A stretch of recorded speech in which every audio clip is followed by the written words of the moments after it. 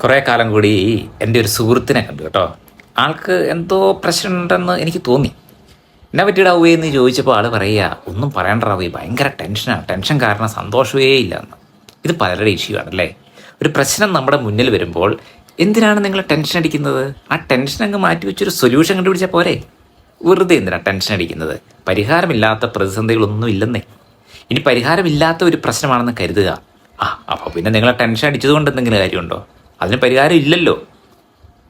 ഒരു 100 വർഷം കഴിയുമ്പോൾ നിങ്ങളുടെ അവസ്ഥ എന്തായിരിക്കും? ഒന്ന് ചിന്തിച്ച് നോക്കിയേ. ജീവിച്ചിരിക്കാൻ ഒരു ചാൻസും ഇല്ലല്ലേ. നിങ്ങൾ കഷ്ടപ്പെട്ടുണ്ടാക്കിയ വീട്, ലോൺ എടുത്ത് വാങ്ങിയ വണ്ടി, അല്ലെങ്കിൽ കഷ്ടപ്പെട്ടുണ്ടാക്കിയ എന്തെങ്കിലും ആയിക്കോട്ടെ, വേറെ ആരുടെ അടുത്തെങ്കിലും ആയിരിക്കും അല്ലേ. നിങ്ങളുടെ അച്ഛൻ്റെ അച്ഛൻ്റെ അച്ഛൻ്റെ അച്ഛൻ്റെ പേര് നിങ്ങൾക്ക് അറിയാമോ? ആളുടെ രൂപമോ ഫോട്ടോയോ എന്തെങ്കിലും ഉണ്ടോ കയ്യിൽ? പൊടി പോലും കാണില്ല. ഇത് തന്നെയായിരിക്കും നമ്മുടെ അവസ്ഥ. ഒരു 200 വർഷം കഴിയുമ്പോൾ നിങ്ങൾ ജീവിച്ചിരുന്നോ എന്ന് പോലും ആർക്കും അറിയില്ലായിരിക്കും. അതുകൊണ്ട് കഴിയുന്നിടത്തോളം ഇപ്പോൾ ജീവിക്കുന്ന ഈ ജീവിതം പരമാവധി സന്തോഷത്തിൽ ജീവിക്കുക. ചെറിയ കാര്യത്തിൽ പോലും സന്തോഷം കണ്ടെത്തുക.